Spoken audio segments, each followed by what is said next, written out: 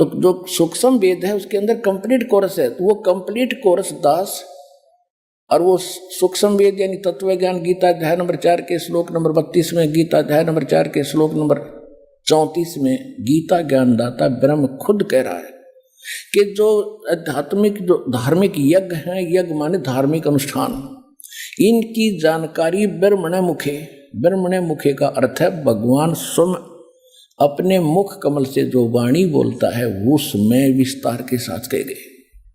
और गीता के अनुवादकों ने यहाँ पर डंडी मार रखी है, यहाँ पर धोखा कर रखा है।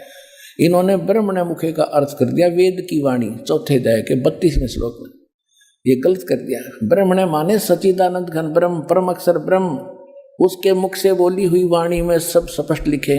17वें अध्याय के 23वें श्लोक में 3 मंत्र है।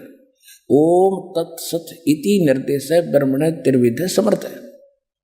वहां इन्होंने ठीक अनुवाद कर दिया, वहां लिखा है कि ओम तत्सत, यह वो सच्चिदानंद घन ब्रह्म का, ब्रह्मणे माने सच्चिदानंद घन ब्रह्म किया है, सही किया है। उसके पाने का केवल ये 3 मंत्र का जाप है, नथिंग एल्स। इसी का फाइनल निर्देश है, डायरेक्शन है और कुछ नहीं। तो यहां इन्होंने चौथे अध्याय के 34वें श्लोक में गीता जी में इन्होंने गलत कर दिया, ब्रह्मणे का अर्थ कर दिया वेद की वाणी। मूर्ख कहेंगे। देखिए राजा का अर्थ कोई वेद कर सकता है, संविधान कर सकता है? ब्रह्म का अर्थ वेद नहीं हो सकता, ये मूर्खता कर रखे ना।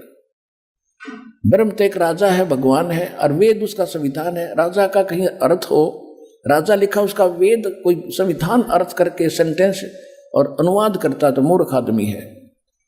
तो यहां लिखा है कि वो सच्चिदानंद घन ब्रह्म अपने मुख कमल से जो वाणी बोलता है वो कंप्लीट है, उसके अंदर वो तत्व ज्ञान है। उस ज्ञान को खुद कहता मैं नहीं जानता। किसी तत्वदर्शी संत से जाकर पूछो, उनको दंडवत प्रणाम करने